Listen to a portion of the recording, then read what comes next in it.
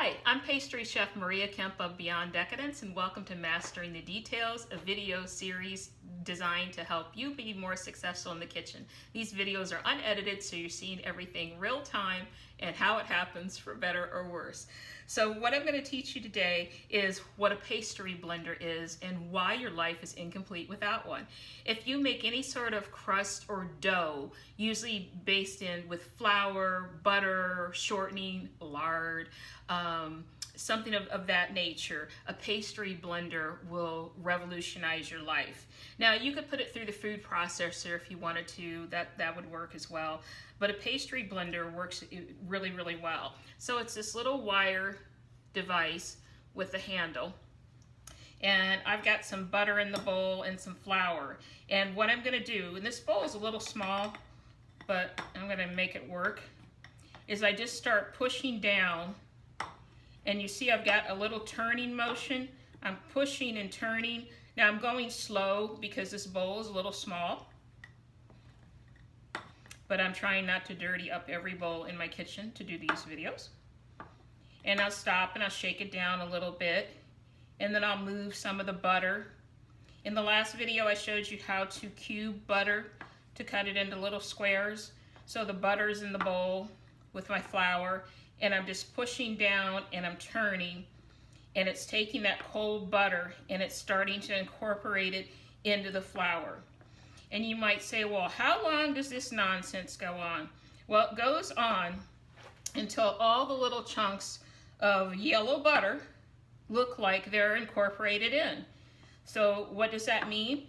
It looks like they're all coated in flour, and any remaining pieces I see should not look like they did right after I cut it.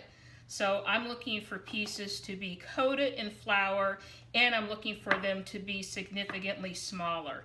And this is going to change in appearance, and it's going to start to take on the look of like maybe like graham crackers. Not quite down that far. I'm trying to think of a good way to describe it, what it's going to look like. So I'm going to go a little bit further and show you. Because like I said, this is flour and butter in the bowl. And you can see the way it's changing already. And that's actually not too bad.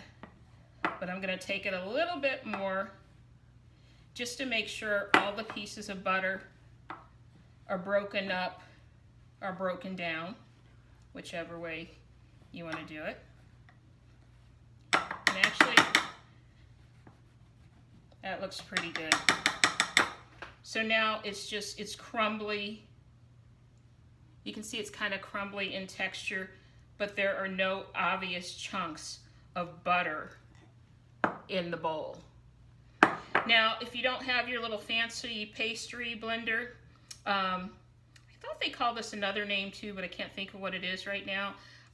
Then you could also do the same thing with a knife and fork. It feels like you're sitting down to dinner, but you can cut through the butter with your knife and use the fork to move it around. So that's another technique that would work. Or you could put it through a food processor. You just have to be very careful. So I wanted to show you the pastry blender, and this is really key if you're making crust or doughs of any sort, and you're starting with flour and probably chilled water, butter, or some sort of fat, and you need to bring all those together to make the base for your dough before you move on.